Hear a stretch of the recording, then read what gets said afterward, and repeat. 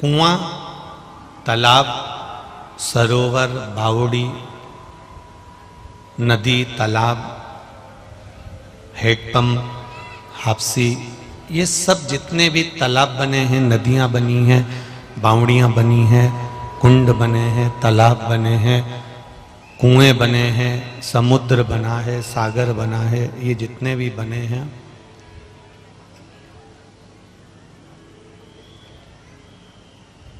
ये सब संचय करने के लिए बने। तालाब में भी कहीं से पानी आ गया तो वो संचय हो रहा है, समुद्र में भी पानी आ गया तो वो संचय हो रहा है, नदी में, नहर में, तालाब में, कुएं में, बावड़ी में, ये संचय के लिए कि अगर कुएं में पानी पड़ा रहेगा, कुएं में पानी है तो इसको आप बाद में प्रयोग कर सकते हो, उससे आप जल ग्रहण कर सकते हो। जब प्यास लगे तब हमें कुएं के पास जाना पड़ता है और पानी पीना पड़ता है। नदी में, समुद्र में, तालाब में और कुएं में एक अंतर बड़ा भारी है।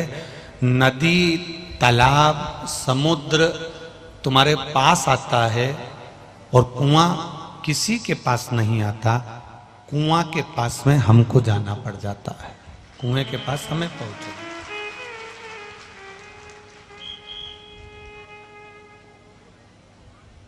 कुआं है परमात्मा का चरणारविंद, कुआं है भगवान का भजन,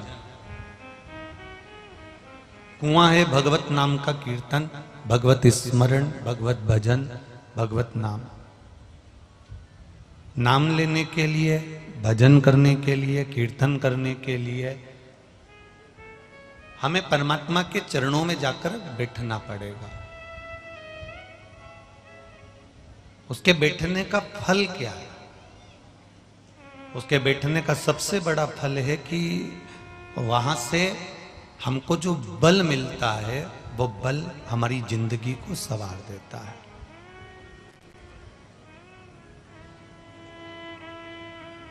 आप लोग बैतूल से आए हैं, कई लोग मुल्ताई से आए हैं, कोई नागपुर से आया है, कोई परतवाड़ा से आया, कोई अमरावती से आया, कोई कहीं से, कोई कहीं से, इटारसी, कैसला, सुक्तवा, नर्मदापुरम, बैतूल, बाबई, माखन नगर, ना जाने कहाँ कहाँ से आप लोग लाखों की संख्या में आए हो। जितने लोग पंडाल के अंदर हैं उससे दुगने पंडाल के बाहर हैं, जितने पंडाल के बाहर हैं उससे दुगने ये इंदौर नागपुर रोड के हाईवे पर बैठे हुए हैं।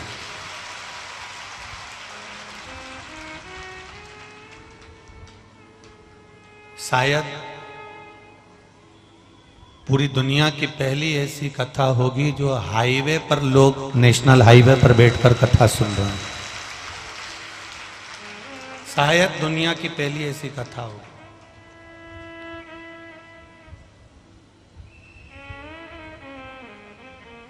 एलईडी, एलसीडी कितना काम करेगी? पंडाल तक, पंडाल से बाहर, ग्राउंड तक।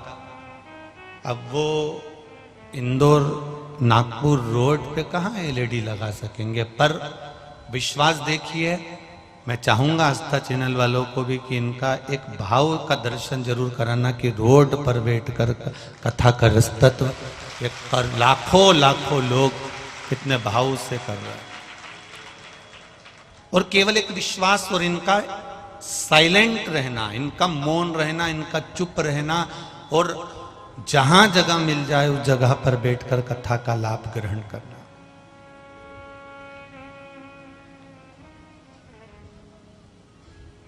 गाड़ी का पेट्रोल इन्होंने खुद डलवाया, ड्राइवर इन्होंने खुद करा, गाड़ी में बैठ के खुद आए, 1-1.5 किलोमीटर पहले गाड़ी को भी रोक दिया। बूढ़े हैं, बच्चे हैं, पर पैदल चलते चलते मेरे भोले के चरणारविंद तक पहुंचे हैं। शिव कृपा। अब आपने देवाधिदेव महादेव के चरणों में जाकर बैठे हो, उसके पास बैठे हो, तो तुमको थोड़ा ना थोड़ा तो गर्व होना चाहिए, आनंद होना चाहिए। मैंने तो कथा के पंडाल में बैठ के कथा सुनी। ये हमारा गर्व है, ये हमारा एक आनंद है, हमारा ये भाव है। जैसे जिसका बस स्टैंड पे घर होता है ना, उसको बड़ी अकड़ होती है। जिसका रेलवे स्टेशन पे घर होता है उसको भी बहुत अकड़ होती है। जिसका हॉस्पिटल के पास घर होता है उसको भी बड़ी अकड़ होती है। जिसका थाने के पास घर होता है ना, उसको भी बड़ी अकड़ होती है। गर्मी इतनी रहती है उनको, अरे आधी रात को आ जाओ साहब, बस स्टैंड पे ही अपना घर, बस स्टैंड पे ही आधी रात को आ जाओ भले। और कहीं कहीं का कहते हम तो रेलवे स्टेशन के पास रहते हैं, तुम्हारी मर्जी पड़े तुम जब आओ, अपन तो बस स्टेशन के बाद 2 कदम चलोगा नहीं, स्टेशन से बाहर निकलोगे बस थोड़ा सा आगे बढ़ना और पूछ लेना बेरू का मकान कहाँ है, कोई भी बता। इतनी गर्मी, बस स्टैंड के पास रहने वाले को इतनी गर्मी है, रेलवे स्टेशन के पास रहने वाले को इतनी गर्मी है, हॉस्पिटल के पास रहने वाले को इतनी गर्मी है, थाने के पास रहने वाले को, अरे मैं तो पूरा घर यूं ही खुला छोड़ के आ जाती हूँ, अपनी तो थाने में बहुत पहचान, एक भैया जी से कह देती हूँ जरा ध्यान धर लीजिए, इतनी गर्मी, जरा सी कोई बात होनी, अपना तो थाने के पास घर, जरा सी टेंशन नहीं। अब बस स्टैंड के पास रहने वाले को इतनी गर्मी, रेलवे स्टेशन के पास रहने वाले को इतनी गर्मी, हॉस्पिटल के पास रहने वाले को इतनी गर्मी, और थाने के पास रहने वाले को इतनी गर्मी, तो महादेव के पास रहने वाले को कितनी गर्मी होगी, जरा विचार करिए। अगर आप महादेव के पास में बैठे हो, शिव कथा में बैठे हो, भगवान के भजन में बैठे हो, शंकर भगवान को 1 लोटा जल समर्पित कर रहे हो, शिव जी को रिझा रहे हो, तो तुम में थोड़ी ना थोड़ी गर्मी तो रहेगी। तो मुझे जानता नहीं है, ए यमराज ऐसे नहीं ले जा सकता, मैं महादेव के पास रहता हूं, दिन भर मैं महादेव का भजन करता हूं, श्री शिवाय नमस्तुभ्यम को मैं जपता हूं। ये मेरे भीतर की भक्ति की गर्मी है, ये मेरे भजन की गर्मी, ये धन दौलत की गर्मी नहीं है साहब। धन की गर्मी तो एक दिन समाप्त हो जाती है, काया की गर्मी भी एक दिन समाप्त हो जाती है, वैभव की गर्मी भी एक दिन समाप्त हो जाती है, सत्ता की गर्मी भी एक दिन समाप्त हो जाती है, पर भजन की जो गर्मी होती है, मीराबाई से लोगों ने पूछा था, क्यों री मीरा क्यों अकड़ती है, मीराबाई तो इतनी इतराती क्यों है। मीराबाई से राणा ने पूछ लिया था, इतनी इतराती क्यों रहती है, इतनी अकड़ में क्यों रहती है, तो मीराबाई ने कह दिया था, मुझे एक बड़ो रे अभिमान कि मेरा गुरु समर्थ है, ये मेरा अभिमान है। मीराबाई कहती है, मुझे मेरे गुरु का बल है, और मुझे मेरे परमात्मा का, मेरे गिरधर का, मेरे सांवरिया का मुझे बल है, इसलिए मैं किसी से डरती बढ़ती नहीं। ये मेरा गिरधर, मेरा सांवरिया, मेरा कान्हा मेरे साथ में है। मुझे एक बड़ो रे अभिमान कि गुरु मेरो समर्थ है, और जब गुरु समर्थ है तो फिर गर्मी तो थोड़ी रहेगी। आपके पास में अगर शिव है, आप 1 लोटा जल देवाधिदेव महादेव को चढ़ा रहे हो, तो थोड़ा ना थोड़ा गर्मी तो तुम्हारे भीतर रहेगी कि मेरा शिव मेरे साथ में खड़ा हुआ है, मेरा महादेव मेरे साथ में खड़ा हुआ है।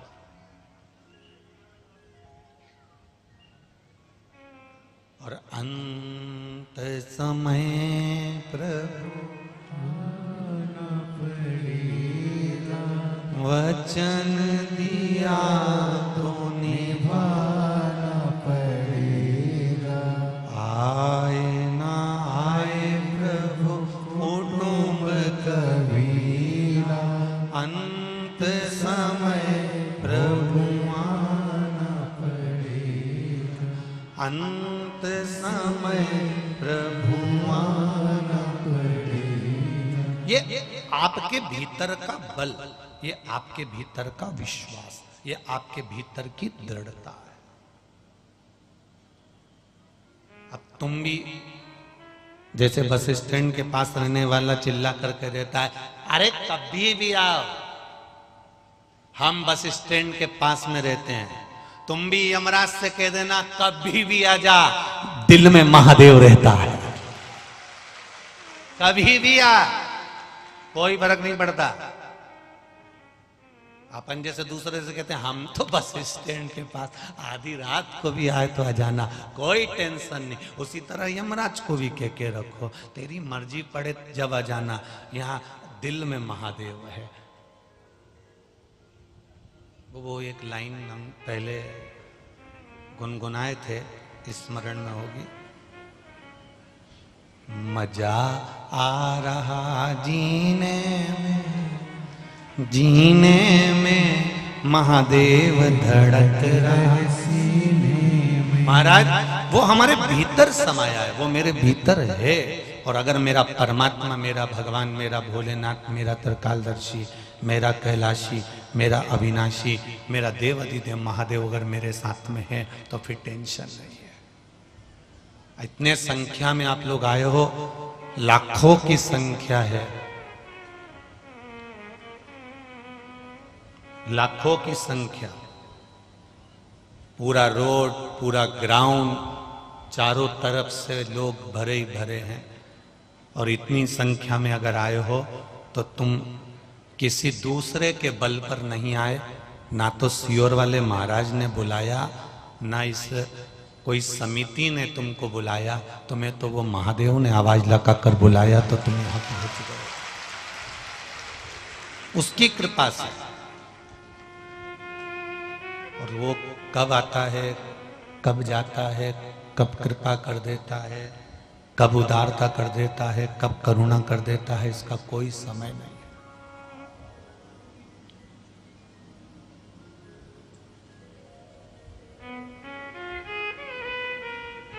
आपके गले में अगर सोने की चेन पड़ी है, चोर आपको देख लेगा। इतने लोगों में तुम चोटे को नहीं पहचान सकती। बोलो तो जीजी ऑन पहचानोगी क्या? अच्छा जीजा उन तो इतने चतुर है, वो पहचान लेंगे क्या है? अब जीजा उन तो कितना चतुर हैं, ये दिन भर दुकान पे बैठते हैं, व्यापार में बैठते, तो भी ये चोटों को नहीं पहचान सकते। पर चोटा, तुमने खोटी चेन पहनी ना तो तुम्हारे पर हाथ नहीं डालेगा। चोटे की निगाह तुम्हारी चेन पे पड़ी हुई है और सोने की चेन को परख लेता है, सोने के मंगलसूत्र को परख लेता है। तुम्हारी दृष्टि चोर को नहीं देख पाई, पर चोर तुम्हारे सोने की चेन को देख लेता है।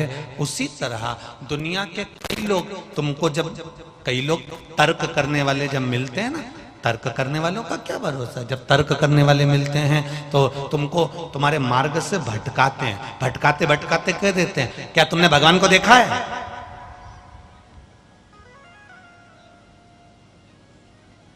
कई लोग तुमसे कहेंगे, आज के जमाने में नए नए तरह के लोग आ गए, नए नए तरह की बात करते हैं, सनातन धर्म को विच्छेद करने के लिए, हटाने के लिए तुमसे कहेंगे क्या तुमने भगवान को देखा है? कहने वाले, एक व्यक्ति शंकर जी के मंदिर जा रहा था, उसका नियम था रोज शिव जी के मंदिर में जाके दिया लगाता।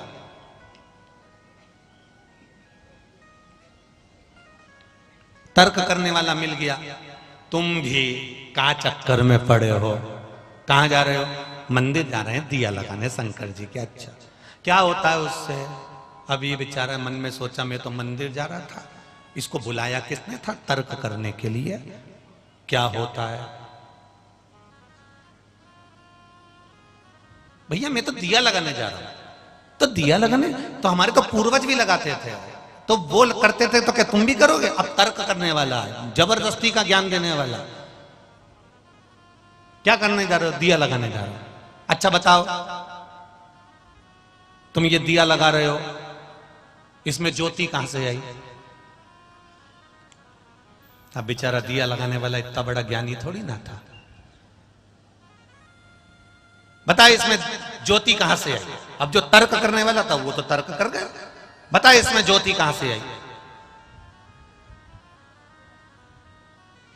अब उसने दिए को देखा, देखकर उसने तुरंत दिए में फूंक मार दी, और फूंक मारी और दिया बुझा दिया। अब उसने पूछा तूने दिया क्यों बुझाया? मैंने तुझसे पूछा था दिए में ज्योति कहां से आई, तू दिया लगा रहा है ना, तो तूने दिया क्यों बुझाया? मैं तुमसे पूछना चाहता हूं ये ज्योति बुझी तो कहां गई? अब जो दिया लगा रहा था उसने उससे पूछ लिया, अब बता कि ये ज्योति बुझी तो कहां गई? तो तर्क करने वाला जो तर्क कर रहा था वो भी सोच में पड़ गया कि जिसने ये ज्योत दी है बुझाने वाला भी वही है। दिया लगाओ, दिल से लगाओ। तर्क करने वाला तर्क कर सकता है, भगवान कहां से है? आप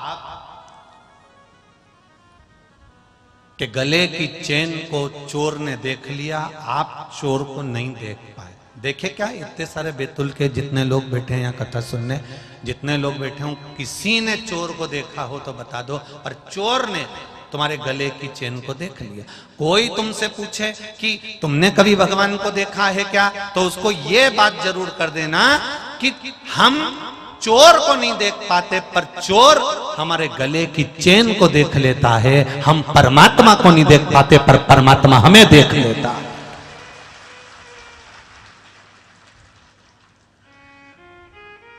हम भले परमात्मा को नहीं देख पाते, हमने भले मेरे महादेव को नहीं देखा, मैंने भले राम और कृष्ण को नहीं देखा, पर इतना विश्वास है कि जब हम चोर को नहीं पहचान पाते और चोर हमारी चेन को देख लेता है, हमारे मंगलसूत्र को देख लेता है, उसी तरह हम भले परमात्मा को नहीं देख पाते, पर परमात्मा हमको देख लेता है। वो परमात्मा की दृष्टि हम पर हमेशा रहती है, 24 घंटे, हर पल, हर क्षण, हर घड़ी मेरा महादेव आप पर दृष्टि डालकर रखता है। तुमने एक लोटा जल चढ़ाया, केवल एक लोटा जल चढ़ाया, एक बार अंगूठा लगा देने से प्रॉपर्टी तुम्हारी हो जाती है और तुम जमीन के मालिक हो जाते हो।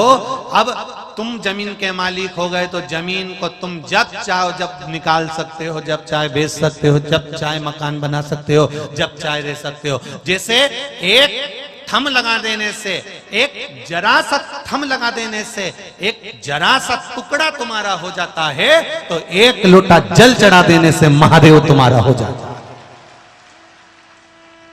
केवल एक लोटा जल चढ़ा देने से मेरा देव अधिदेव महादेव तुम्हारा बन गया। तुम महादेव के होकर महादेव तुम्हारा हो गया। सारी समस्या का हल एक लोटा जल, उसको हम चढ़ाकर महादेव को अपना बना रहे हैं।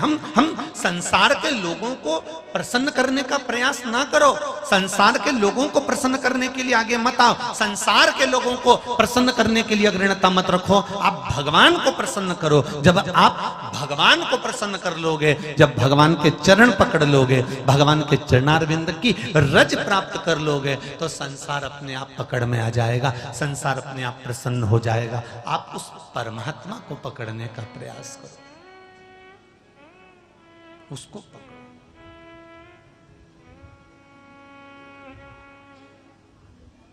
मैंने तेरे ही भरोसे ओ बाबा, तेरे ही भरोसे हवा बिच उड़ती जावांगी, बाबा डोर हटो छड़ी राम कटी जावांगी।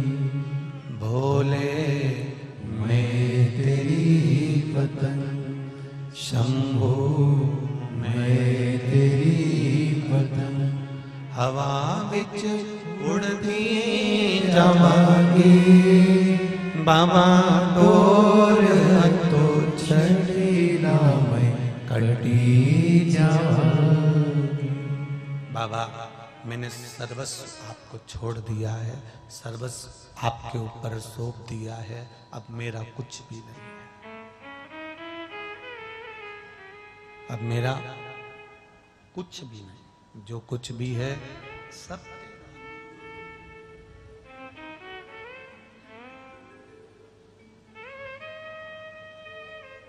पक्षी अपनी बोली को, अपने शब्द को, अपनी वाणी को कभी नहीं बदलता।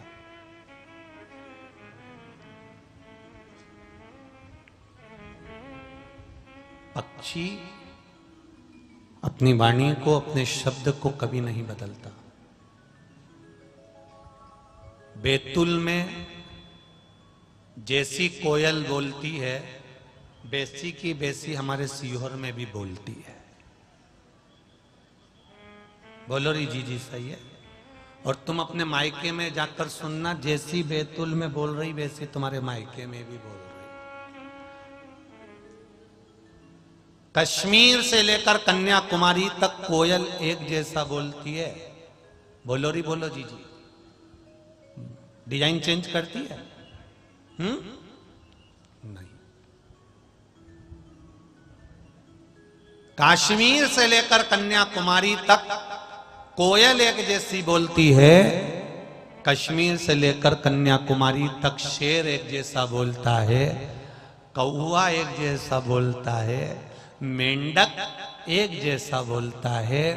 पर कश्मीर से लेकर कन्याकुमारी तक केवल इंसान एक ऐसा है जो ना जाने कैसा कैसा बोल देता है। इसका भरोसा। उनका शब्द और अपने शब्द में अंतर है।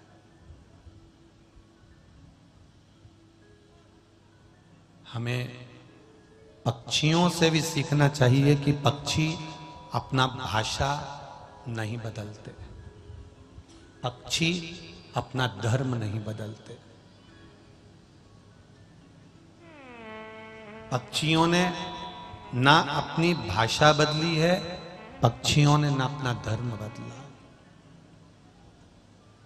केवल एक इंसान, केवल एक मनुष्य, केवल एक मानव, केवल एक मानव शरीर, केवल एक मनुष्य ऐसा है जो बार बार बदल जाता है।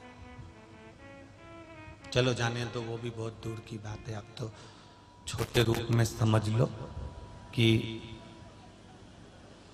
कोई व्यक्ति तुम्हारे पास में आया और कोई व्यक्ति तुम्हारे पास में आकर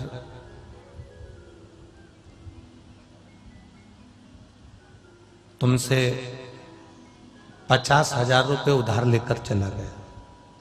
समझना जरा भाषा, कितने हजार लेकर गया? जम के बोलो जरा। 50,000 रुपए तुमसे उधार लेकर गया। क्या किया उसने? बुआ जी 50,000 रुपए दे दो, बहुत तकलीफ में हूं, बहुत तकलीफ। भैया 50,000 रुपए दे दो, मैं बहुत कष्ट में हूं।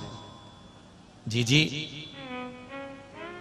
50,000 रुपए दे दो, मैं बहुत तकलीफ में हूं। कितना उसने हाथ जोड़ा, पांव पड़ा, कितनी विनती करी, कितना निवेदन करा, गिड़गिड़ाया, रोज तुम्हारे यहाँ आया, तब तुम्हें दया आई और तुमने उसको 50,000 रुपए दे दिए। ठीक है?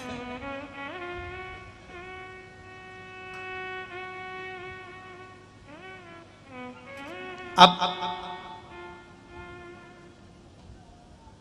1 महीना जाओ मती, काम कर लेने दो उसको।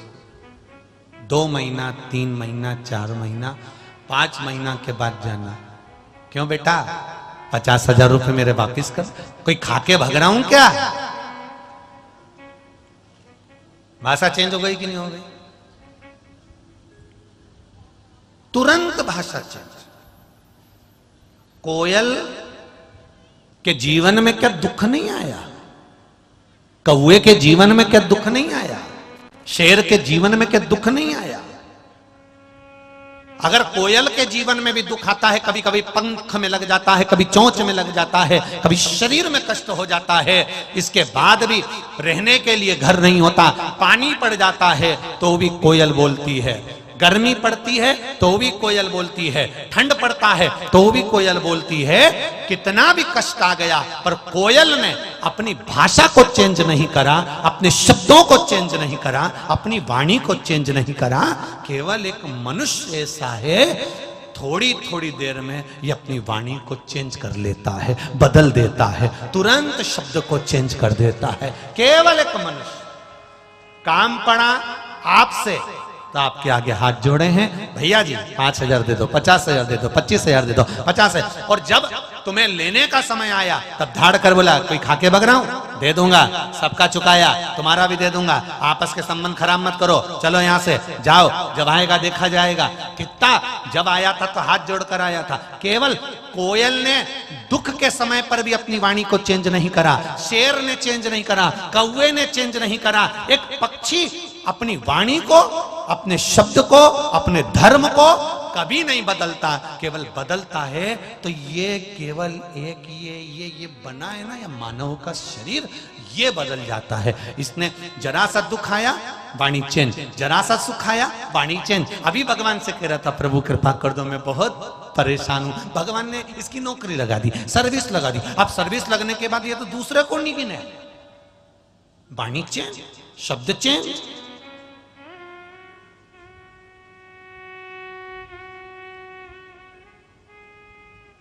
हमें पक्षी से भी सीखना है कि सुख और दुख तो जीवन भर चलेंगे, हानि और लाभ पूरी जिंदगी भर चलेगा, सत्ता और वैभव पूरे जीवन भर चलेगा। कभी सत्ता है कभी नहीं है, कभी वैभव है कभी नहीं है, कभी धन है कभी नहीं है, कभी दुख है कभी सुख है, ये सब कुछ चलेगा। पर पक्षी से सीखो, कोयल से सीखो कि कोयल अपनी वाणी को कभी चेंज नहीं करती।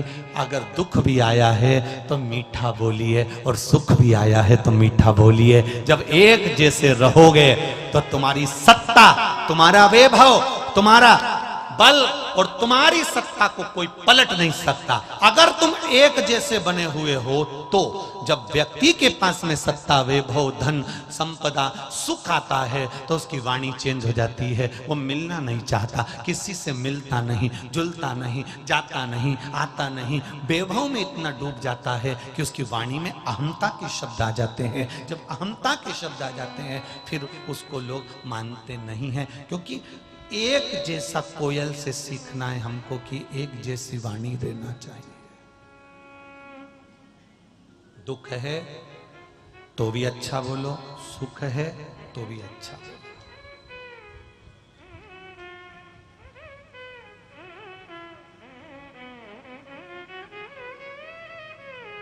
एक एजेंसी थी, दूसरी एजेंसी ले ली। एक गाड़ी थी, दूसरी गाड़ी ले ली। एक बंगला था, दूसरा बंगला ले लिया। हम आय बढ़ाने के साधन तो ढूंढ रहे हैं, पर जितने बैठे हो सब कमाने के साधन तो ढूंढ रहे हो, आय बढ़ाने के साधन तो हम ढूंढ रहे हैं। पर हम में से कोई ऐसा है जो आय के साथ में ये विचार करे कि मेरी आयु भी बढ़े? क्योंकि आय बढ़ जाएगी, धन बढ़ जाएगा और उम्र कम होती चली जाएगी। तो ईमानदारी से बताओ, वो डनलप के गद्दे पे कौन सोएगा? एसी के रूम में कौन सोएगा? 25 लाख की गाड़ी में कौन घूमेगा? जब आय बढ़े तो आयु बढ़ाने का प्रयास करना कि आय तो मेरी बढ़ गई, मेरे 4 पेट्रोल पंप हो गए, गाड़ी हो गई, बंगला हो गया, जमीन हो गई, जायदाद हो गई, सत्ता हो गई, वैभव हो गया, मेरे पास में इतना वैभव हो गया, इतनी सत्ता हो गई, इतनी गाड़ी हो गई, पर अब मेरी आयु कैसे बढ़े? तो याद रखना, आय बढ़ाने के साथ में आयु बढ़ाने का विचार करना। और आयु केवल एक चीज से बढ़ सकती है, वो है गरीब से गरीब, साधारण सा साधारण व्यक्ति के जीवन में काम आना सीख जाओ, आपकी आयु बढ़ना प्रारंभ हो जाए। आप साधारण से साधारण व्यक्ति के दुख में शामिल होना सीख जाओ, आपकी आयु बढ़ जाएगी।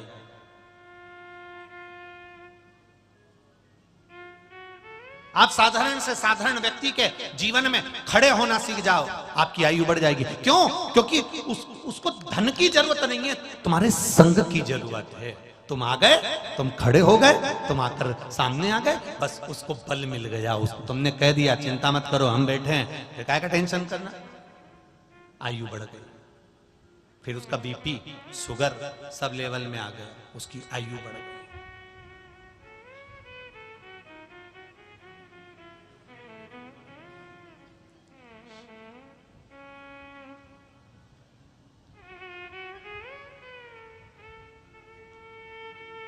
कई लोग चिल्ला चिल्ला कर कहते हैं हमने गरीबों को भोजन दिया, या हमने गरीबों की बेटी की शादी कराई, या हमने गरीबों के लिए ये करा।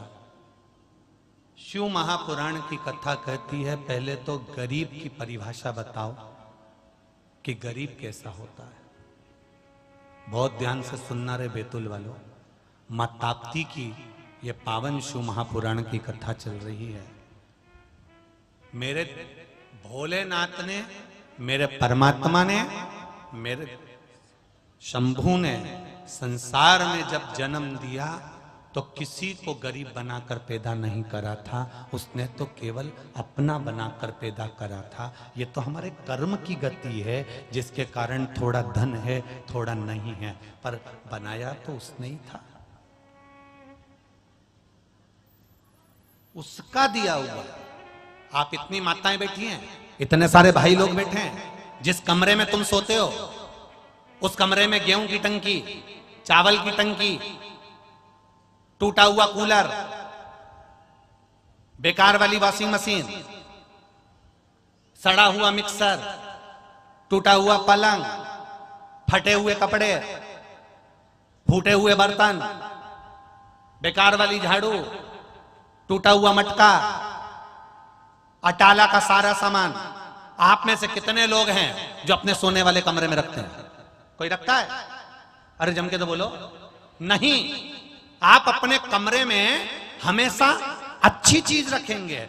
गुलदस्ता, फूल, फोटो, आपका फोटो, अपना फोटो, पति का फोटो, संसार का जो कुछ भी रखोगे, अच्छी क्रीम से क्रीम चीज, अच्छे से अच्छी चीज आप अपने कमरे में रखते हो।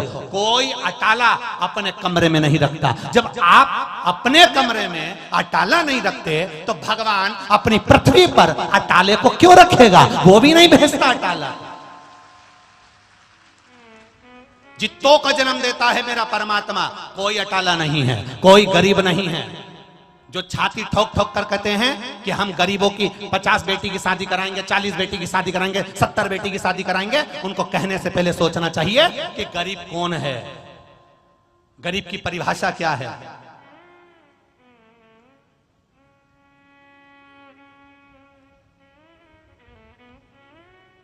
मेरा परमात्मा गरीब तो किसी को भेजता ही नहीं है।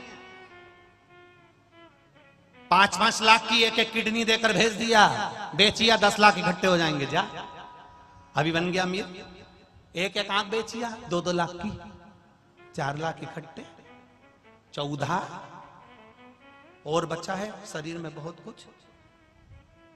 कितना दिया उसने? करोड़ों की पूंजी देकर भेजा है। और उसके बाद कहीं का कह दे कि हमने गरीबों के लिए करा, हमने गरीबों के लिए वो करा। गरीब कौन? पहले तो गरीब की परिभाषा तो बताओ कि गरीब की क्या है। गरीब की बेटी की शादी करी। शिव महापुराण की कथा में स्वामी विवेकानंद का चरित्र आता है। वैष्णो देवी की सीढ़ियां स्वामी विवेकानंद जी चढ़ रहे हैं, और स्वामी विवेकानंद जब वैष्णो देवी की सीढ़ियां चढ़ रहे थे, एक किसान, एक साधारण सा व्यक्ति अपने बेटी को कंधे पर बिठाकर वैष्णो देवी की सीढ़ियां चढ़ रहा था। स्वामी विवेकानंद ने कहा, बाबा तुम्हें बेटी का बोझ लग रहा होगा, तुम्हारी बेटी को मैं अपने कंधे पर ले लेता हूं बाबा, आओ मैं इस बेटी को अपने कंधे पर ले लूं बाबा। स्वामी विवेकानंद ने कहा, आपकी बेटी को मैं कंधे पर बिठा लेता हूं बाबा, तुम्हें वजन नहीं लगेगा। उस बाप ने बेटी को कंधे पर बिठाकर पलटकर स्वामी विवेकानंद जी को जवाब दिया, जिस बाप को बेटी बोझा लगती हो वो बाप नहीं हो सकता। बेटी बाप पर कभी बोझ नहीं होती महाराज, और बेटी का बाप कभी गरीब नहीं होता, वो करोड़पति होता है, क्योंकि लक्ष्मी जैसी बेटी पाई है उसने। तो ये कहना बंद कर दो कि गरीबों की बेटियों की शादी करी, गरीबों की बेटियों की शादी करी। जिसकी बेटी है वो करोड़पति है, क्योंकि लक्ष्मी जैसी पूंजी पाई है उसने बेटी के रूप में। बेटी के रूप में ताप्ती जैसी बेटी पाई, नर्मदा जैसी बेटी पाई, गंगा जैसी बेटी पाई है उसने। उसने साधारण नहीं, माहिल्या जैसी बेटी पाई है उसने। बेटी का बाप कभी गरीब नहीं होता। अगर बेटी देने वाले ने बेटी दी है तो विवाह का खर्चा भी वो ही उठाने की सामर्थ्यता रखता है। कब उठा लेगा मालूम नहीं पड़ेगा। तुम ये क्यों कहते हो कि गरीबों की लड़कियों की शादी कर दी? हमने 50 गरीबों की बेटियों की शादी करी, हमने 100 गरीबों की बेटियों की शादी करी। कौन गरीब? संसार में गरीब कौन? उसको पहचानो तो। मेरे महादेव की कथा कहती है, देवादिदेव महादेव की कथा कहती है, संसार में परमात्मा कहते हैं मैंने किसी को साधारण बनाकर नहीं भेजा। अगर मेरी पृथ्वी पर उसको रखा है तो कीमत वाला बनाकर भेजा है। बस उसको मैंने हीरा बनाकर भेजा है। थोड़ा सा उस पे पानी पड़ेगा और हीरा चमक जाएगा। थोड़ा सा कर्म का प्रभाव करेगा, थोड़ा सा मेहनत करेगा, थोड़ा सा काम करेगा, थोड़ी सी कर्म की गति को बढ़ाएगा, थोड़ी सी मेहनत बढ़ाएगा, तो वो हीरा चमकने की सामर्थ्यता छोटे से छोटे बच्चे में भी है। उसको चमकाओ। भगवान ने सबको हीरा बनाकर भेजा। तुमको चमकना है तो थोड़ी मेहनत करना पड़ेगी, कर्म करना पड़ेगा। तुम सोचो कि केवल महादेव बाबा पर मैंने जल चढ़ा दिया और काम नहीं करूं, मैं तो घर में पड़ा रहूं, तो नहीं। शंकर भगवान पर अगर जल चढ़ा रहे हो, महादेव को जल चढ़ा रहे हो, एक बेलपत्री भी चढ़ा रहे हो, तो कर्म के साथ चढ़ाओ कि मैं मेहनत करूंगा, मेरे महादेव की कृपा मुझ पर बरसेगी। ये मेरा विश्वास कहता है। भरोसा सब पर करो, मना नहीं, पर विश्वास मेरे महादेव पर करना, वो डूबने नहीं देगा। भरोसा भले करो, बड़े भाई पर कर लिया, छोटे भाई पर कर लिया, देवरानी पर, जेठानी पर, सास पर, ससुर पर, मामा पर, काका पर, बुआ पर, फूफा पर, सब पे भरोसा करो, पर विश्वास जम के तो बोलो। रत्ती भर मत करना। आज का जमाना बहुत गड़बड़ी का है। जी जियो और बेतुल के जी जाओ, बिल्कुल ध्यान रखना। भरोसा सब पर करो पर विश्वास रत्ती भर का मत करना। भरोसा सब पर करना और विश्वास मेरे देवादिदेव महादेव पर करना कि वो मुझे डूबने नहीं देगा, वो मुझे तार देगा, मुझे हाथ पकड़ेगा। मैं मेहनत करूंगा, मुझे फल मिलेगा। मैं कर्म करूंगा, मुझे फल मिलेगा। और कर्म के अनुसार फल की प्राप्ति हो जाती है। मेहनत करना पड़ेगा, कर्म करना पड़ेगा।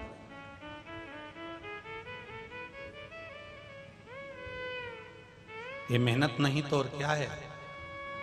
इतनी लाखों की भीड़ में आप लोग आए, कितनी भीड़, अपार जन समुदाय, और इतनी लाखों की भीड़ में आप मेहनत कर कर गाड़ी को वहां छोड़कर फिर वहां से पैदल चलकर अपना बिछाने का सामान साथ लेकर बिछाकर अपनी अपनी जगह पर बैठकर, इधर से धूप चिलचिलाती, उधर से अपन आनंद ले रहे कथा का, इधर पड़ोसन बार बार निकल के जाए, 2-4 बार लात मार जाए, फिर किसी का टोरा टोरी रोए, फिर किसी का छोरा छोरी रोए, फिर कहीं मालूम पड़े उतनी देर में कुछ ना कुछ चलता ही रहे। तो फिर अब विचार करो।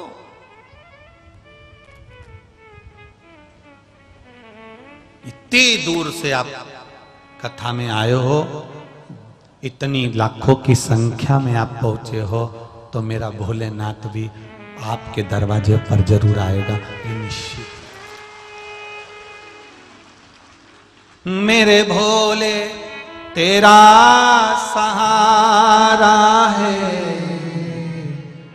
मेरी नैया का तू किनारा है, मेरी नैया का तू किनारा है।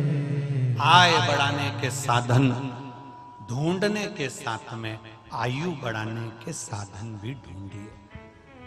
आयु बढ़ाने के जब साधन ढूंढोगे तभी तो सुख भोग पाओगे।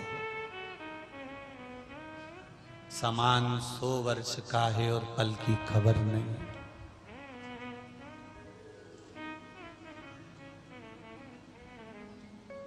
कितना बड़ा शरीर, कितना बड़ा शरीर, लाखों रुपया इस पे खर्च करा और मालूम पड़े 25 रुपए के लोटे में भरा गया। इतने बड़े लोटे में जब अस्थियों को घर पे लेकर आए तो घर के लोग भी रो रो के कह रहे इतने बड़े थे, इतने से हो गए, इतने से। हंसो मती, चाहे सियोर वाला महाराज हो चाहे तुम हो, सबको हो जाना इतना सा।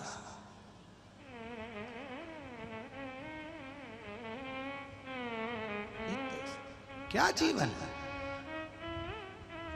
कितना बड़ा शरीर पाया, लाखों रुपए तो इसी पे खर्च कर दिए, खूब सवारने में, और किराए का मकान था, एक दिन जाना था, इस किराए की खोली को एक दिन खाली करना पड़ा। जाएगा जब यहां से कुछ भी ना पास होगा, 2 गज कफन का टुकड़ा तेरा लिबास होगा। सब पड़ा रह जाएगा, कुछ भी नहीं जाने वाला, सब खाली की खाली रह जाएगा। रोटी के डिब्बे में रोटी बनी बनाई रह जाएगी, फ्रिज में सेव फल धरे की धरे रह जाएंगे, कमरे में एसी लगा के लगा रह जाएगा।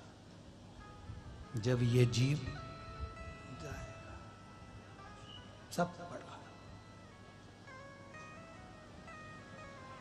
अब आप में से किसी ने ऐसा सुना कि वो मरने वाले के साथ एक बरनी अचार की रख दो रे, ऊपर खाएगा? इधर बैतुल में होता हो तो बात दूसरी है, हमारे यहां तो अचार की बरनी भी नहीं ले जा सकते। और इधर ऐसा होता हो कि अब भी हाल बेचारे ने नया कूलर खरीदा था रे, ले जाओ शमशान में चिता के सामने लगा देना, उसको गर्मी लगेगी। ये भी नहीं। और किसी ने कह दिया हो हमारे दादाजी मरे, इतने पैसे वाले करोड़पति थे, इनको 25 लाख की गाड़ी में लेके चलो, नी फोन लगाया जाएगा, 100 वाहन बुलाया जाएगा, अलग से एक वाहन बनाया गया, 100 वाहन। घर की एक भी गाड़ी डोकरे के लिए नहीं है, बुढ़े के लिए नहीं है, मरी हुई बॉडी के लिए नहीं है। फिर काय को फूला फूला फिरता है? फिर क्यों कहते हो तुम हमें जानते नहीं हो? कई लोग अकड़ में कह देते हैं मेरा समय आन दो तब मैं बताऊंगा कि मैं हूं क्या। और एक दिन छाती में दर्द हुआ और उसको नागपुर ले गए और डॉक्टर ने कह दिया इसका समय आ गया। तब समझ में आया कि समय आना इसको कहते हैं। और इतने दिन से चिल्ला चिल्ला के कह दिया था मेरा समय आन दो मैं बताऊंगा हूं क्या, मेरा समय आन दो मैं बताऊंगा हूं क्या। और एक दिन छाती में दर्द हुआ ने नागपुर ले गए पटक के और वहां डॉक्टर ने कह दिया समय आ गया। अब परिवार वाले बोल रहे समय आ गया, वो आंख से आंसुड़ा डाले। मैं तो अकड़ में कहता था कि मेरा समय आन दो, पर समय तो परमात्मा के हाथ में है, घड़ी हमारे हाथ में है पर समय उसके हाथ में है। घड़ी हमारे हाथ में, समय उसके हाथ में। अच्छा लाएगा बुरा लाएगा कैसा लाएगा ये वो ला सकता है, सुख का लाएगा दुख का लाएगा, खुशी का लाएगा गम का लाएगा, ये उसके ऊपर है।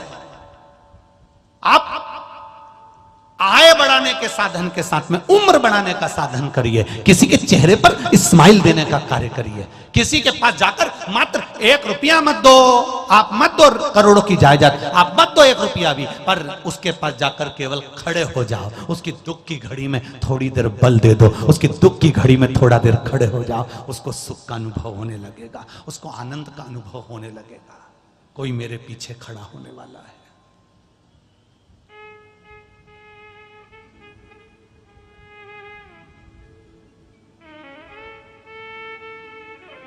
लोग भ्रमित करने वाले मिलेंगे।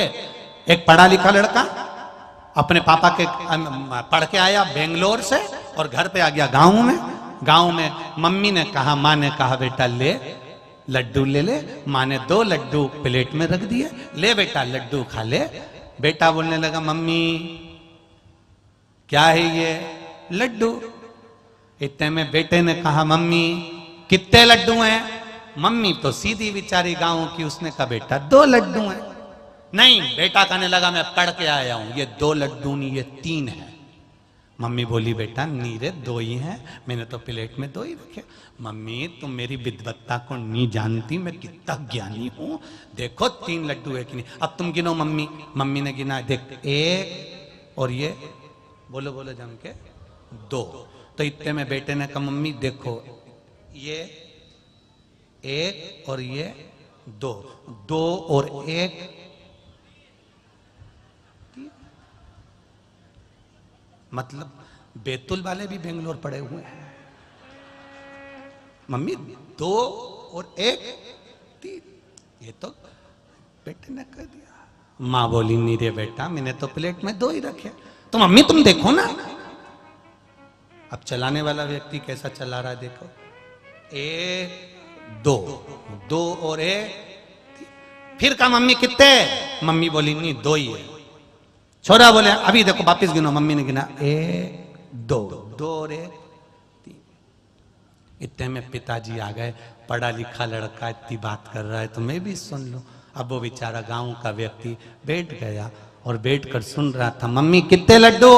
मम्मी बोली 2 और मम्मी 2 बोले और छोरा के 3।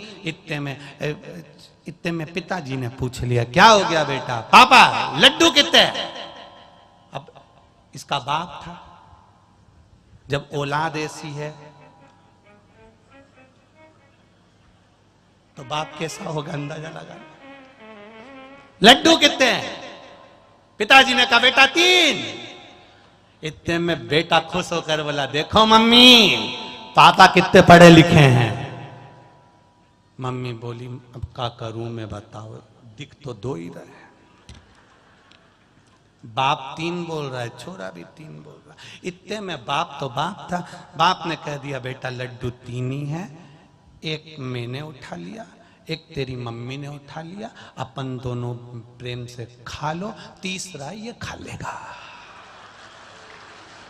तीसरा तू खा। मां ने और बाप ने दोनों खा गए। औलाद मम्मी लड्डू? मम्मी बोली तेरे बाप ने 3 करे थे, खा ले। अब विचार करो, वो लड्डू 2 को 3 कर रहा है तो अब तू खा। ये संसार अब विचार करा गया। महाराज आय बढ़ाने के साथ में आयु बढ़ाइए। आयु बढ़ाओगे तो जीवन का एक आनंद तत्व प्राप्त होगा। सुख कैसे भोगना? धन करोड़ों का कर लिया और आयु नहीं, उम्र नहीं, तो फिर क्या मतलब? उम्र कैसे बढ़ेगी जब हम किसी के दुख में खड़े हुए, हम तकलीफ में खड़े हुए। मुझे बड़ी प्रसन्नता हुई जब पानी गिरा, खूब जलवृष्टि हुई और जगह जगह पानी भरा गया। तब यहाँ के जितने भी परिवारजन हैं और बड़े लोग हैं उन सब ने अपने अपने गोडाउन वेयर हाउस सब खोल दिए और भक्तों को उसमें ले जाकर छोड़ दिया। ये भक्ति। दुख की घड़ी में आप खड़े होइए, आपको जो आनंद की अनुभूति होगी, जो रस तत्व प्राप्त होगा, वो रस तत्व नहीं मिल सकता। लिफाफा कोई भी तुमको दे सकता है, चिल्लाकर आशीर्वाद भी कोई भी दे देगा, आयुष्मान भव, चिरंजीवी भव, यशवान भव, ये कोई भी कह देगा। पर दिल से जो दुआ मिलती है, वो साधारण सा साधारण जीव जब कहीं उलझन में हो तब आप उसके साथ खड़े रहिए। वो दिल से दुआ देता है।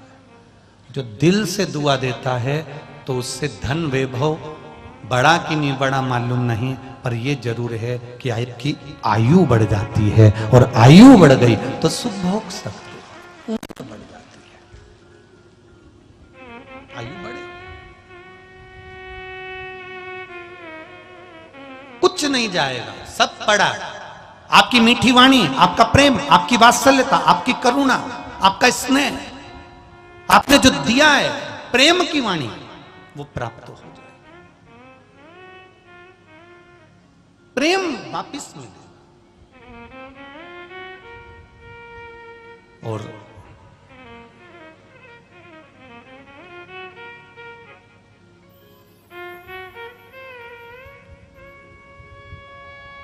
प्रेम की वाणी हम जब दूसरे को देते हैं तो प्रेम हमको प्राप्त होता ही है।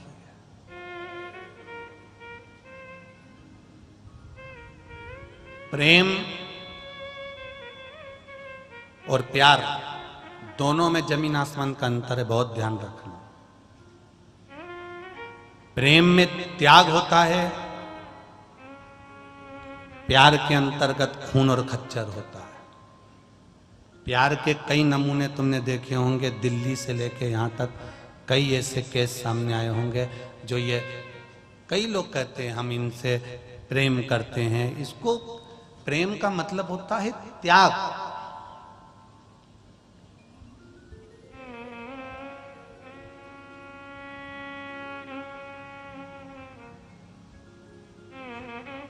जब एक छोरा छोरी से शादी करता है, छोरी छोरे से शादी करती है और मम्मी पापा से कहती है मैं करूंगी तो उसी से करूंगी।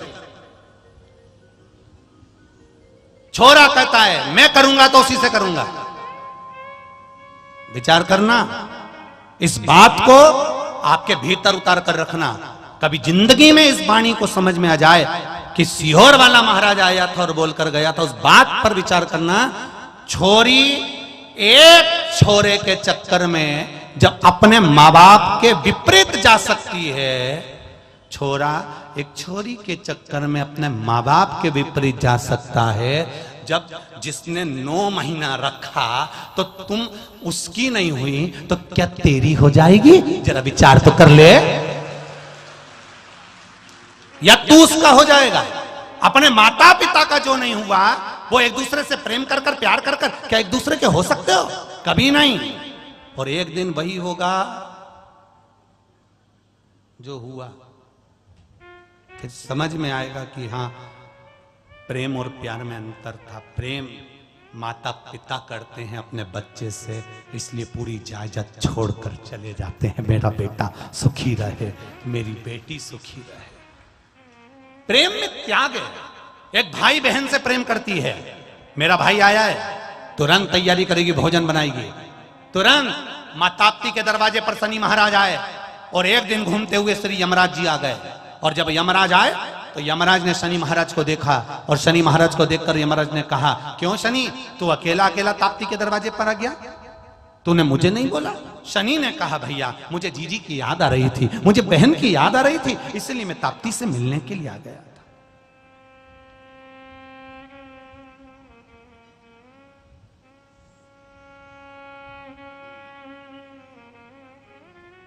इसलिए मैं आया हूं।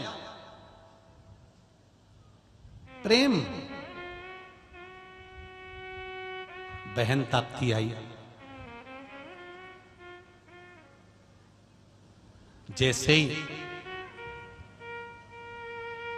यम और शनि महाराज दोनों आए, इतनी देर में यमुना को सूचना मिला कि यमुना को लगा कि मेरा भाई यमराज और शनि महाराज आए हैं, तो वो भी ताप्ती से मिलने के लिए आए। जिस हस्तिनापुर में यमुना नहीं थी, जिस हस्तिनापुर में यमुना नहीं थी,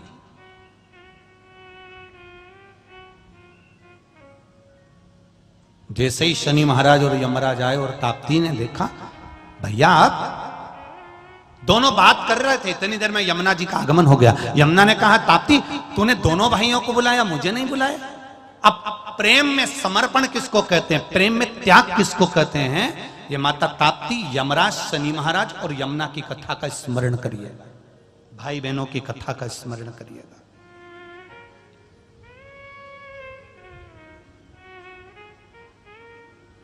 यमुना ने कहा, ताप्ती तूने शनि महाराज को बुलाया, यमराज को बुलाया, मुझे नहीं बुलाया। ताप्ती कहती है, तुझे बुलाने की जरूरत क्या दीदी? एक काम करना, तू तो मेरे करीब में हमेशा के लिए रहे, क्योंकि एक बहन अगर दूसरी बहन के पास रहेगी तो मुझे तो बल ही मिलेगा ना।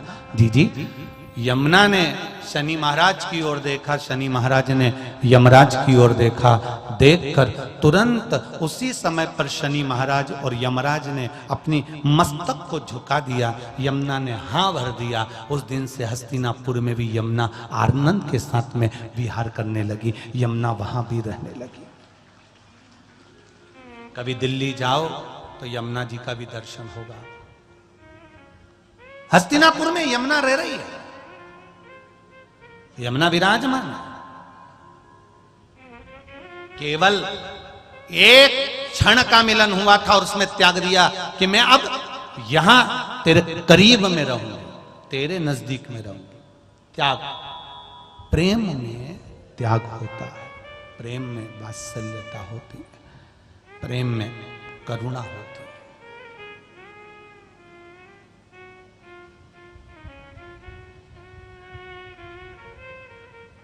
जो अपने माँ बाप का नहीं होता वो दुनिया में फिर किसी का, जम के बोलो जरा, नहीं होता। माता पिता के अनुसार अगर रहोगे तो जीवन का एक सुख आपको अपने आप प्राप्त हो जाए, अपने आप। समय आया जब ताप्ती मैया का गर्भ ठहरा,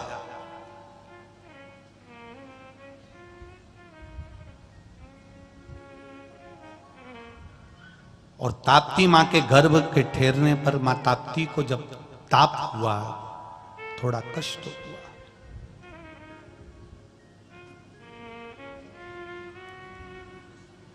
यमुना जी को याद किया, यमुना जी आकर खड़ी हुई। ताप्ती, तुझे कष्ट है? यमुना, हाँ।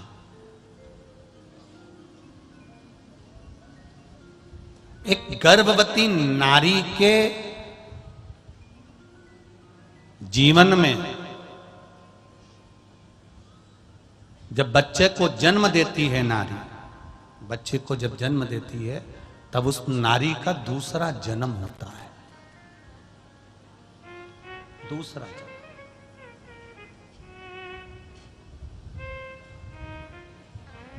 कितना भारी प्रश्न था राजा कुरु का। ताप्ती माता के गर्भ से जिस बच्चे ने जन्म लिया था राजा कुरु ने, जिससे कुरु वंश हुआ था, उस कुरु ने बड़े होकर अपनी माता से सबसे पहला प्रश्न करा था। और कितना प्रबल प्रश्न होगा उस राजा कुरु का। ये मेरे बैतूल वासियों के लिए और ताप्ती के तट पर रहने वालों के लिए सबसे महत्वपूर्ण संवाद है ये। जो माता ताप्ती के तट पर रहते हैं, उन ताप्ती माता के तट पर रहने वालों के लिए सबसे बड़ा संवाद है कि माता ताप्ती से के पुत्र कुरु ने पूछ लिया था, मां जब बच्चा जन्म लेता है माता के गर्भ से, तो वो मस्तक के बल गर्भ से बाहर क्यों आता है? जरा विचार करिएगा। साधारण सा प्रश्न नहीं है जिसको छोड़ दिया जाए। ये जितने भी कथा माता ताप्ती की आप लोगों को कही है, ये ताप्ती पुराण में नहीं मिलेगी। ये ताप्ती महत्व जो आप लोगों ने सुना है शिव महापुराण के माध्यम से, ये संपूर्ण ब्रह्मांड के लिए, संपूर्ण विश्व के लिए। और इस कथा को कोई थोड़े बहुत लोग नहीं सुन रहा है, पूरा विश्व सुन रहा है। आस्था चैनल पर, फेसबुक, यूट्यूब पर पूरा विश्व इस कथा को सुन रहा है, ताप्ती के महत्व को जान रहा है कि मां यमुना की बहन ताप्ती का भाव क्या है। राजा कुरु ने मां ताप्ती के गर्भ से जन्म लेने वाले बच्चे ने माता ताप्ती से प्रश्न किया, मां जन्म लेने वाला बच्चा पांव के बल, हाथ के बल माता के गर्भ से प्रविष्ट नहीं होता। हमारा शास्त्र कहता है मां जन्म लेने वाला बच्चा मस्तक के बल पर बाहर आता है, उसका कारण क्या है?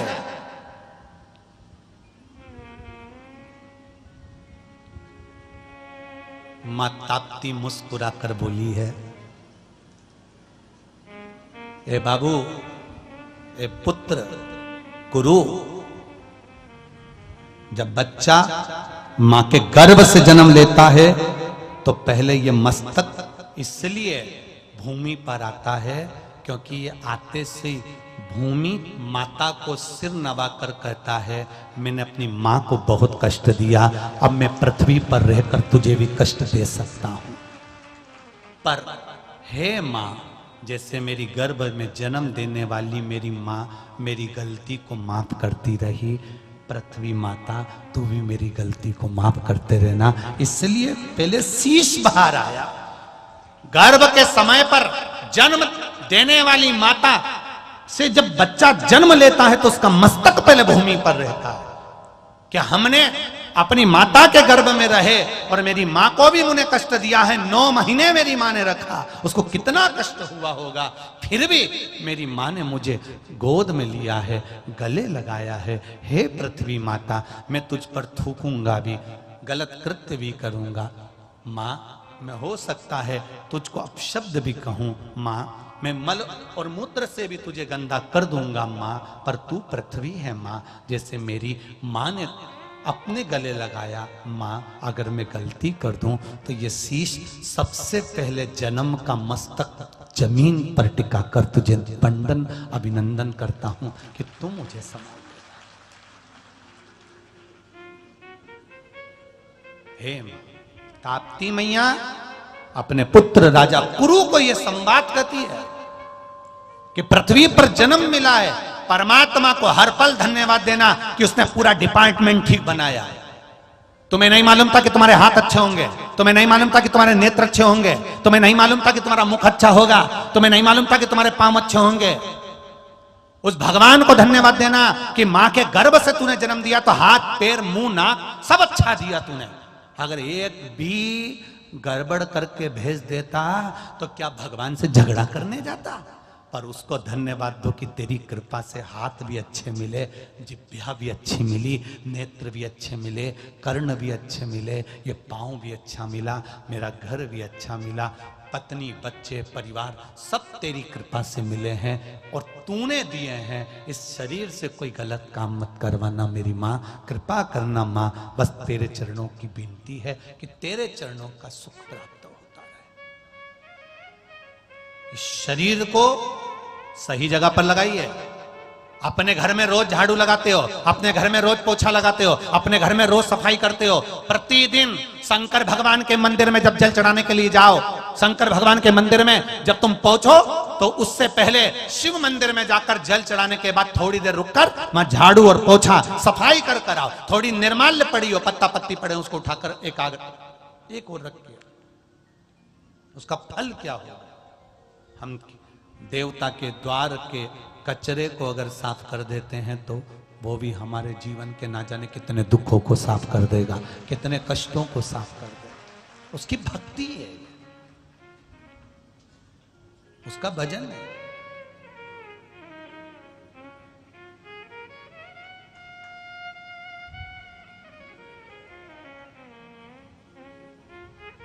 कितना हम ज्यादा कुछ भी भगवान को नहीं दे सकते।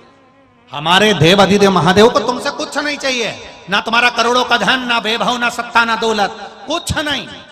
उसको केवल तुम्हारा एक लोटा जल जो तुम चढ़ा रहे हो वो दिल से चढ़ाइए। और जल भी नहीं दे सकते तो उसकी चढ़ी चढ़ाई बेलपत्र उसके ऊपर चढ़ा दीजिए। वो भी नहीं दे सकते तो एक फूल की पंखड़ी चढ़ा दीजिए। वो भी नहीं दे सकते तो दिल से उसको धन्यवाद दे दो। तेरा ही दिया मैंने खाया पिया है, तेरा शुक्रिया है, तेरा शुक्रिया है। मुझे भोले बाबा ने बहुत दे दिया है, तेरा शुक्रिया है, तेरा शुक्रिया है।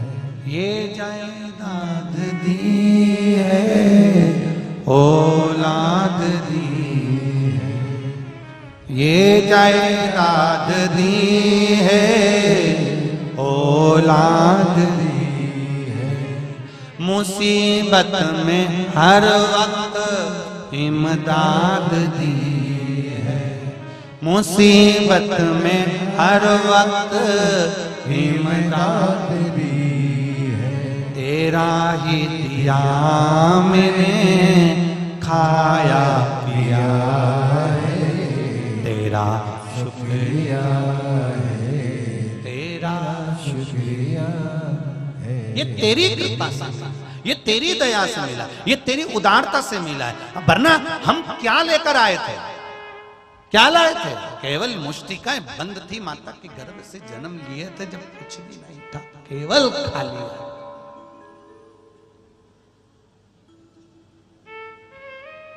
और जाओगे तो भी कुछ भी नहीं जाने वाला, जो है सब पड़ा रह जाएगा। एक से बढ़कर एक साड़ियां अलमारी में रखी है रे जी, सब पहन लो, जीवन का कोई ठिकाना नहीं। एक भी साड़ी ऐसी मत रखना कि ऊपर जाते समय याद आए कि मैंने नीली कलर की नहीं पहनी है। सब नहीं तो ऊपर जाती जाती भगवान से कहोगी वंस मोर, एक बार और छोड़। भगवान भी कहेगा चुपचाप चल रही कि दो चुप दो चार, वो पकड़ कर ले जाएगा, वो छोड़ेगा। इस मृत्यु लोक में आने के बाद में अगर हम खूब एंजॉय का जीवन जियो, जितने खुश रह सकते हो उतने खुश रहो, जितने प्रसन्न रह सकते हो उतने प्रसन्न रहो, रोकर जिंदगी मत निकालना।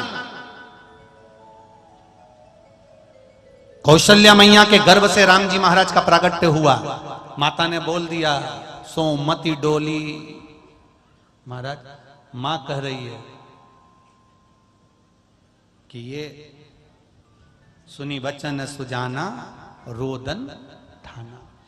राम जी से कौशल्या जी ने कहा था रो, राम जी कहते हैं मां मैं जगत का नाथ हूं और तू मुझे रुला रही है। कौशल्या जी कहती हैं पृथ्वी पर जन्म लिया है तो रोना तो पड़ेगा। उस दिन का नियम आज तक निभाया जाता है। बच्चा मां के गर्भ से जन्म लेता है तो डॉक्टर सिस्टर से धप मारकर चिमटा खोड़ के रुलाती है। अब बैतुल में रुलाती कि ना रुलाती हमको नहीं मालूम, पर हमारे यहां तो रुलाती है।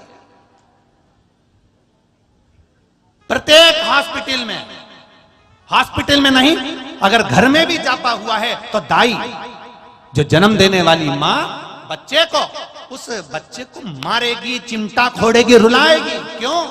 आज से रोएगा तो मरेगा तब तक रोएगा, बस मुस्कुराने के लिए। तो ये शिव महापुराण की कथा मिली है। 7 दिन अपने जीवन के निकालो और मुस्कुरा लो। जीवन के थोड़े से दिन प्राप्त हुए, ये जीवन के थोड़े से पल प्राप्त हुए। रोने के लिए पूरी जिंदगी पड़ी है। जरा जरा सी बात में कभी मत रो, कभी मत रो। जरा से किसी ने कुछ कह दिया, काय करो ना। वो जितना बोले तुम उतनी घी लगा के मक्का की रोटी में गुड़ डाल के चूर चूर के जा। वो जितना आप शब्द बोले तुम उतनी रोटी में घी मल मल के नमक मिर्ची लगा लगा खा जा। क्यों? जब वो बोलते बोलते थक जाएगा तो एनर्जी के लिए अपने को भी तो कुछ चाहिए, खाओ।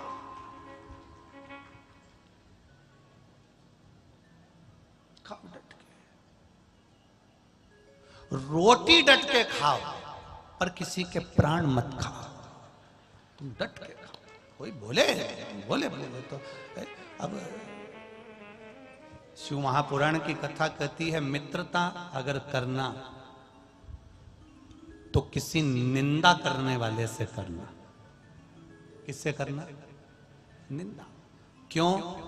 निंदक मित्र एक ऐसा होता है जो निंदा करने में कभी पीछे नहीं हटता। निंदक आपकी भी निंदा करेगा, संसार की भी निंदा करेगा, निंदक से मित्रता ऐसा रखना, क्योंकि जो तुम्हारी बड़ाई करने वाले होते हैं वो एक दिन निंदा कर सकते हैं, पर निंदा करने वाला तुम्हारी कभी बड़ाई नहीं कर सकता। उससे मित्रता, उससे हित रखो। ये हमारा बुराई बताएगा, हमारे भीतर का कुछ बेकार होगा तो सामने लाके छोड़।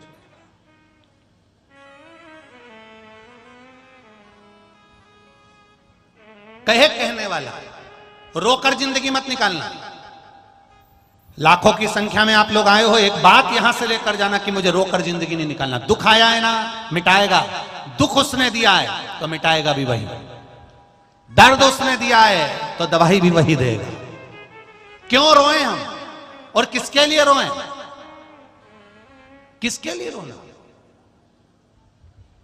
छोरा नहीं सुन रहा, बच्चे नहीं सुन रहे, नहीं सुन रहे तो तुम क्या करोगे? रोगे। नहीं सुन रहे तो रो मती धो, काहे को रो? बांस जब तक गीला है उसको नवा लो, बांस सूख जाएगा, कड़क हो जाएगा, फिर नी नबेगा। जो वंशकार समाज के लोग होते हैं, बांस का जो सामान बनाते हैं वो धीरे धीरे छील कर उस बांस से सुंदर निर्माण करते हैं। इसलिए तो हमारे यहाँ का वंशकार समाज का बड़ा महत्व है। शादी ब्याह फंक्शन में सबसे पहले बांस का सामान आता है। सूपड़ा, छोटी सी सुंदर डलियां, उसमें मट्टी लाते हैं, खल मट्टी लाते हैं। क्यों? क्योंकि बांस का सामान होगा, उसमें सबसे पहले शादी की सामग्री की शुरुआत उस बांस के सामान में होगी, तो जिसका विवाह होगा उसका वंश भी बहुत बढ़ेगा। इसीलिए बांस के सामान से शुरुआत करते हैं। वंशकार समाज के लोग उस बांस के सामान को, वंशकार समाज के लोग उस बांस के सामान में सामग्री लाकर करते। रोमती, रोकर हमें जिंदगी नहीं निकालना, हमें प्रसन्न होकर जीवन निकालना, खुश हो।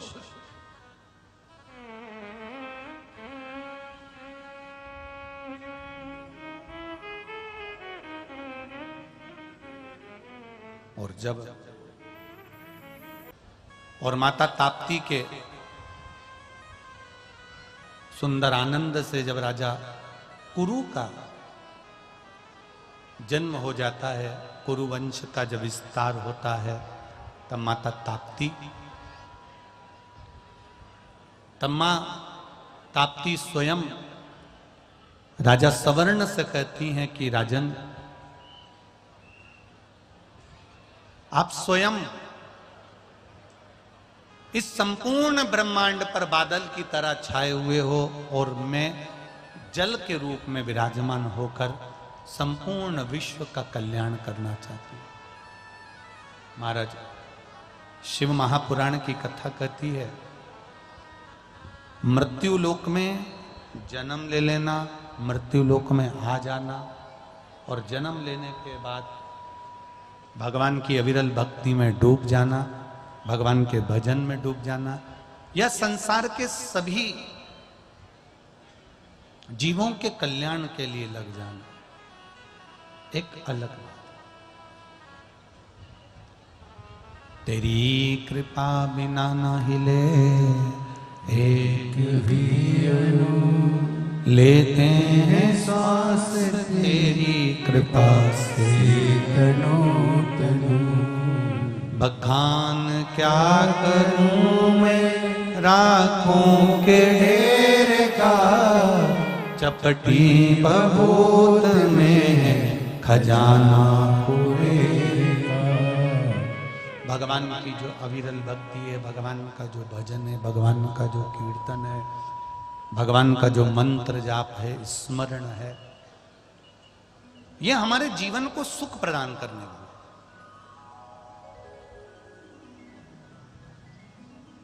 एक बार श्री षडानंद कार्तिकेय जी का जो जन्म हुआ है, उनके जन्म का जो कारण है वो तारकासुर का संहार है। अब तारकासुर जो भगवान शिव की भक्ति भी करता है, शंकर भगवान का भजन भी करता है, शंकर भगवान का मंत्र जाप भी करता है, शंकर भगवान का स्मरण भी करता है, पर शिव भक्ति के साथ में तारकासुर उपद्रवी बहुत है।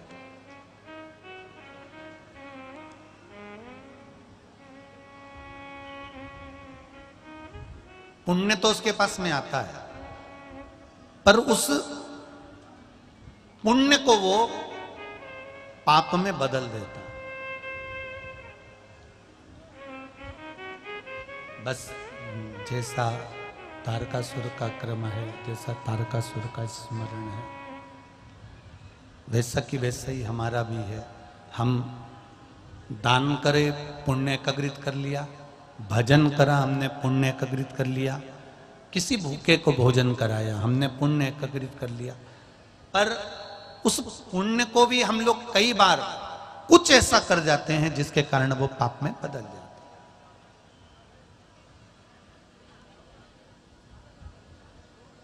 जैसे वो एक सहज भाषा में समझिए, एक श्रेष्ठता में समझिए। जैसे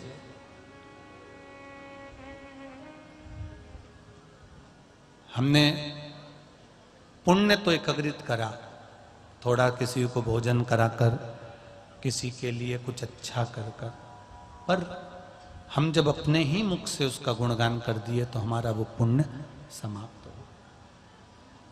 एक बहू सास की सेवा करे और ये मानकर ना करे कि मुझे सास कुछ सोने की रकम देगी या अंगूठी देगी या सामान देगी या कोई वस्तु देगी, वो तो ये मानकर करे कि ये मेरी माँ है और मेरे स्वामी को जन्म देने वाली ये है, जिसने मुझे स्वामी दिए और जिसके कारण मेरी मांग में सिंदूर आया। ये माता की सेवा मुझे ये मानकर करना है कि मेरे भी मांग में ऐसा सिंदूर अखंड हो। मेरी सास की सेवा करूंगी तो ये मानती हूं कि जगत की सारी माताओं की सेवा हो गई और मेरी मांग का सिंदूर अमर हो गया। मैं ये मानकर करती हूं, हम ये मानकर सेवा करें। तारकासुर बहुत उपद्रव कर कर, बहुत उत्पात मचाकर, बहुत उपद्रव कर कर उसको मारने के लिए विचार किया गया कि ये मरेगा कैसे। तो उसने ब्रह्मा, विष्णु, महेश, सभी देवी देवता जितने भी थे सबने आकर उससे पूछा कि तू भजन भी करता है और उपद्रव भी मचाता है। कोई कोई घर में बच्चे ऐसे होते हैं, पढ़ाई दिल से करते हैं, खूब दिल से करते हैं, पर मस्ती भी दिल से करते हैं, खूब उपद्रव मचाते हैं। कभी कभी उसके साथ में ऐसा हो जाता है।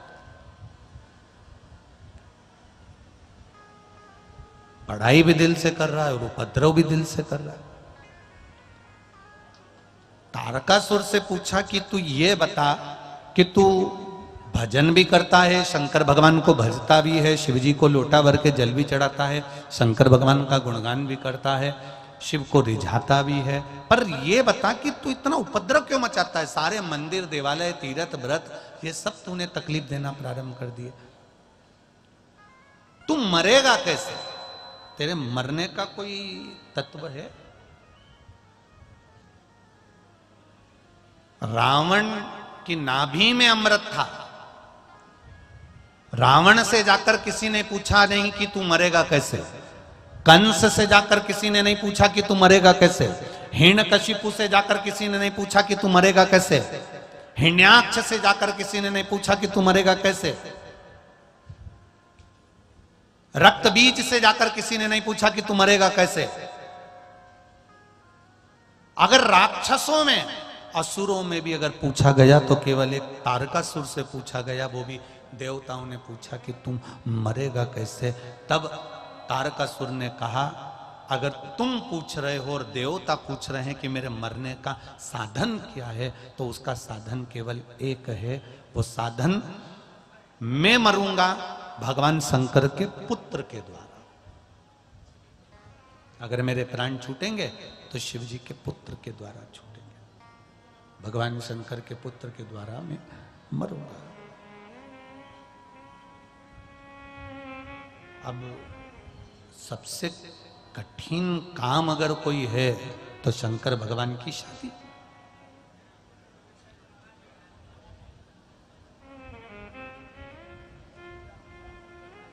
दुनिया का सबसे कठिन काम है शादी होना, सबसे सरल काम। विवाह हो गया, सबसे सरल काम। कठिन काम सबसे बड़ा है कि जो वो घर में चंद्र घंटा आती है उसको निभाना, ये दुनिया का सबसे कठिन काम है। कारण तुम्हारा स्वभाव अलग है, उसका स्वभाव अलग है, तुम्हारे विचार अलग हैं, उसके विचार अलग हैं, तुम्हारी सोच अलग है, उसकी सोच अलग है, उसको निभाएं कैसे, ये दुनिया का सबसे कठिन काम है। शादी हो जाना, शादी कर देना, ये सब अलग बात है। कई कई शादी में बुजुर्ग माताएं कितनी तैयार होती है, कितनी, मेरे घर में बहू आ रही है, बहू आ रही है, इतनी बढ़िया लड़की है। कई लोग हमसे भी कहते हैं गुरुजी फोटो देख के बताओ लड़की कैसी है, हमने कहा अच्छी है। हम 12 लोग गए थे गुरुजी, सब देखने के लिए गए थे, इतनी बढ़िया लड़की है, व्यवहार नेचर सब बढ़िया, एक शब्द नहीं बोली गुरुजी। हम 4 घंटा बैठे, उसके मुंह से आवाज नहीं आई, इतनी बढ़िया। तुम देख के बताओ कैसी है, हमने भी देखकर कह दिया अच्छी है। गुरुजी बिल्कुल नहीं बोली, हमने भी कह दिया अभी नहीं बोली, पर जब बोलेगी तो तू भी डोलेगी, अभी काहे बोलेगी। गला पकड़ रहा मेरे बाबू, जब वो बोलेगी तो तू भी डोलेगी, विचार करिए जरा। शिव कथा कह रही है, भगवान शंकर का संवाद कर रहा है। विवाह हो जाना एक अलग बात है, पर विवाह के बाद में इसीलिए हमारे यहाँ का पहले का जो नियम था और आज के नियम में बहुत अंतर है। पहले के जमाने में लड़की का पांव देखकर शादी करते थे, आज के जमाने में मुंडा देख के करते हैं। पहले पांव देखकर करी जाती थी कि लड़की का पांव गीला करवाते थे, उसको पांव को गीला करवाकर पत्थर पर चलवा के देखते थे कि पांव कैसा है। अगर पांव पूरा की पूरा जम रहा है तो मतलब ये घर को जमा देगी, और मालूम पड़े पांव नीचे से पोला हो गया, मतलब ये घर को। पहले पांव देखते थे, आज के जमाने में मुंडा देखते हैं। अब मुंडा तो सबका अच्छा है, इतनी बेटी इसमें किसका मुंडा खराब बोलो। और इतने लोग टीवी पे सुन रहे होंगे, मोबाइल पे सुन रहे होंगे, किसी का मुंडा खराब, सब बढ़िया। पर अब ये इनके बारे में इनके घर के लोगों से पूछो कि कमला कैसी, भैरू कैसा, तो वो चिल्ला के बोलेंगे अरे दादा अपन तो 2 हाथ की दूरी रखते हैं साहब, बिल्कुल नहीं बोलते। क्यों? जब वो बोलती ऐसी बोलती राम, अपन तो बोलते ही नहीं, दिखने के तो अच्छी लगे, इतना बढ़िया स्वरूप धारण करे, पर जिह्वा सबसे मूल है। इस पूरे शरीर में सबसे ज्यादा कीमत वाली अगर कोई वस्तु है तो ये 2 तोला की जीवान, ये सबसे सुंदर। वाणी ऐसी बोलिए जो मन का आपा खोए, और वाणी ऐसी बोलिए जो सबसे झगड़ा होए, और उससे मत बोलिए जो तुमसे तगड़ा होए। तो ये जिह्वा जो है ये बड़ी विचित्र है। जिह्वा से जितना आप भजन कर सकते हो, ये जिह्वा को जितना कीर्तन में, नाम में, मंत्र में आप लगा सकते हो, ये जिह्वा का आनंद है। भजन का बल से दिया, वो दिल से देता। महाराज शिव कथा कह रही, भगवान शंकर का संवाद कर रहा है। शिव महापुराण, तारकासुर सामने आकर कहता है कि मेरे मरने का केवल एक साधन है भगवान शंकर का पुत्र, अगर शिव के पुत्र आते हैं तो मैं मर जाऊंगा। जाते जाते भी पुण्य कमाना चाहता था कि भगवान शंकर का घर बस जाए, उनका विवाह हो जाए, उनका परिवार बन जाए तो मेरे जीवन का सुख होगा। महाराज वही हुआ। तारकासुर के मारने के लिए शंकर भगवान के तेज पुंज से, गंगा के जल से, मां गंगा के ताप जल से, मां गंगा के जल से 6 पुत्रों ने जन्म ले लिया। 6 पुत्रों ने जन्म लिया तो कृतिका, संतों की पत्नी, ऋषियों की पत्नी कृतिका ने उनका पालन किया तो उनका नाम षडानंद कार्तिकेय हो गया। षडानंद का। और जब षडानंद कार्तिकेय ने पूछा अपनी माता से, मां मेरे लिए आज्ञा क्या है, क्या करना है मुझको, आप मुझे आज्ञा करो, मैं क्या कर सकता हूं। जब जब धर्म की बात आए, जब जब भगवत भजन की बात आए, जब हमारे बैतूल नगर में, हमारे क्षेत्र में कोई सत्कर्म करने की बात आए, उस समय पर सब पड़े रहने दो, पहले हमारे बैतूल नगर का जो धर्म का कार्य है, सत्कर्म का कार्य है, हमको उसको मिलकर पूरे कार्य को संभालना चाहिए। ये हमारा आनंद है। हमारा सत्कर्म, हमारा भजन, हमारा कीर्तन, हमारा मंत्र जाप, हमारा नाम जाप जीवन का सुख देने वाला, आनंद देने वाला। तारकासुर को मारने के लिए जब कार्तिकेय षडानंद जाने लगे तो मां ने कहा तू मार तो देना तारकासुर को, पर उसके हृदय में कोई बाण ना लगे, इसका ध्यान रखना, क्योंकि उसके दिल में, उसके हृदय में मेरा महादेव बैठा हुआ है, महादेव बैठा है। इतने लोग कथा सुनने आए हैं, उनसे एक बात जरूर कहेंगे, तुम अगर शिवजी को 1 लोटा जल चढ़ा रहे हो, एक बेलपत्र चढ़ा रहे हो, श्री शिवाय नमस्तुभ्यम मंत्र का जाप कर रहे हो, तो इतना अंदाजा लगा कर रखना कि तुम्हारे दिल में, तुम्हारे हृदय में मेरा देव अधिदेव महादेव बैठा है, तो तुम्हारा बाल बांका नहीं हो सकता। शिव उसको संभाल, शंकर उसको संभाल, शिव संभाल सकते। और जब हम उसकी चाकरी करते हैं, जब हम उसकी नौकरी करते हैं, जब हम उसका भजन करते हैं, जैसे कथा के शुरू में कहा था, तुम्हारी दृष्टि चोर पर नहीं है, पर चोर की दृष्टि तुम्हारी चेन पर जरूर है। उसी तरह हमें चोर नजर नहीं आ रहा, पर चोर को हमारी चेन नजर आ रही है, चोर को हम नजर आ रहे हैं, पर हमको चोर नहीं दिख रहा। उसी तरह हमें हमारा भोलेनाथ, हमारा भगवान, हमारा राम, हमारा कृष्ण, हमारी जगत जननी मां कुछ दिखे ना दिखे, पर इतना विश्वास जरूर रखना कि हम भले हमारे भगवान को ना देख रहे हैं, पर हमारा भोलेनाथ हमको जरूर देख रहा है, ये निश्चित है, वो हमको देख रहा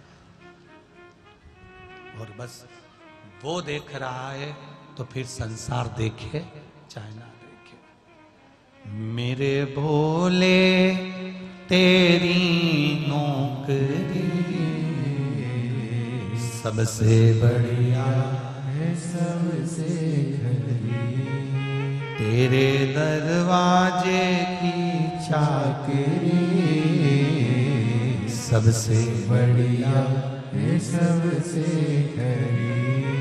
ये सेवा का जो मौका मिला था, चाकरी करने का जो मौका मिला था भगवान के भक्तों की, और भक्त नहीं, हम हर कथा में कहते हैं यहाँ कथा सुनने वाला कोई दूसरा नहीं आया है, शंकर भगवान स्वयं जजमान बनकर कथा कराए, शंकर भगवान स्वयं कथा बाचे, और शंकर भगवान स्वयं कथा सुने हैं। यहाँ सुनने वाला कोई दूसरा नहीं, मेरा देवाधिदेव महादेव है।